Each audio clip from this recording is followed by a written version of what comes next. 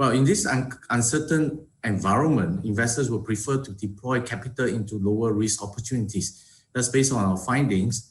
The tier 1 city offices remain the asset of choice. The top 3 locations are the 3 key gateway cities, which is Sydney, Melbourne, Singapore, where one can find more stable investments with less volatile income returns. The liquidity in these markets allow investors to readily transact, support the long-term value as they offer higher quality investment-grade assets that meet the rising demand for wellness, health, and safety for the occupants, particularly after this whole pandemic. So, of course, there are claims of death of offices, which we believe is premature.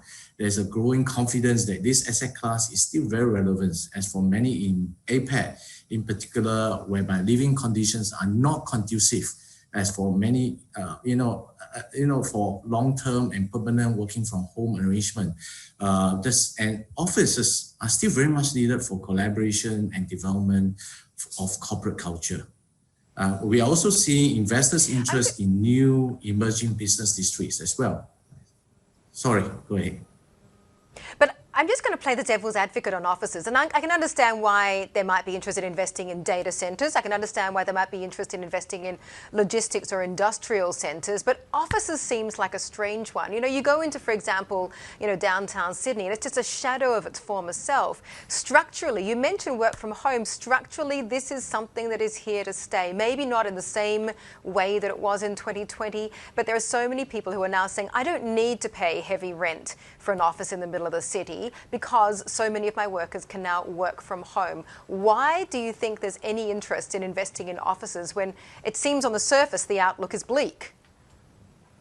No, not exactly true. I think in the initial months when the pandemic hits us, there's a lot of belief going that, offices may lose its relevance. But after a while, I think, especially in Asia, where the homes are smaller, when you have a husband and wife in an apartment and they're trying to talk on their laptop, it's not as conducive and they can't focus. So in fact, we recently did a survey internally, and a lot of young people wants to get back to office because they can learn from the seniors. And when they're in the office, you can have a lot more brainstorming sessions. They can learn from the seniors. They can get things done more effectively rather than trying to reach out to someone on the phone or trying to arrange a video call.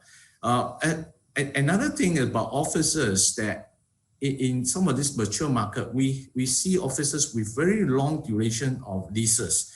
And if they have good tenants covenant and they have good, strong credential of the tenants, they can ride through this uncertain time. So if you believe the office is here to stay and you you invest in good office assets, which give you that security of income over this uncertain period of time, I think this is something that people like. So it's less volatile.